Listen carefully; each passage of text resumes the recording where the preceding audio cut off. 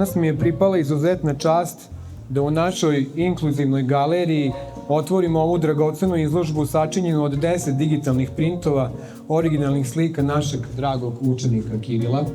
Mi danas imamo priliku da vidimo još nešto. Kirilovu posvećenost i doslednost u izvođenju same slikarske kompozicije od početka pa do kraja. Vidimo da naš umetnik nesumnjivo posjeduje dar, ali on taj dar neprestano dopunjuje i razvija, isto onako kao i sliku, od početka do kraja, bez neodgovornog zapuštanja, lutanja koje ne donosi nikakvo razrešenje, već potpuno suprotno od toga. Kiril otkriva jasnoću izraženu kroz sjedinjavanje ideje, tehnike i motiva, jednom rečju celokupnim sadržajem svojih slika.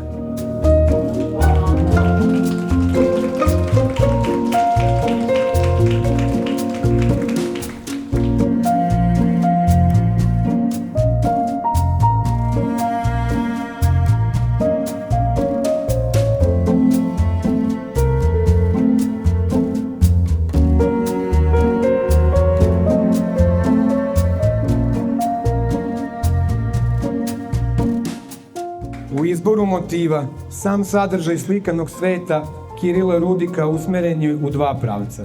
Sa jedne strane to su figurativne predstave ženskih i muških likova, portreti neznanaca i neznanki meni, ali to ne mora da znači da je važi i za Kirila, a sa druge strane su figurativne predstave domaćih životinja. U oba slučaja kroz svoj crtež Kiril prikazuje svoj smisao za analizu, te takvim tretmanom učvršćuje oblike u njihovoj postojanosti i materializaciji.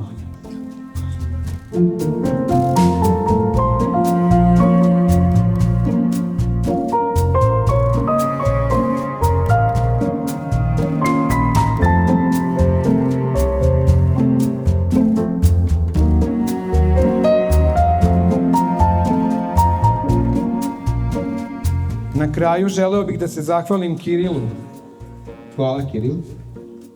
I da mu poželim još mnogo izložbi i uspešnih godina koje su pred njim, da nastavi da poštuje i neguje svoj umetnički dar. Takođe, želeo bih da se zahvalim i svim pedagozima koji rade sa Kirilom i sa kojima on deli svoje dosadašnje uspehe i sa kojima će deliti buduće umetničke uspehe. Izložba je otvorena.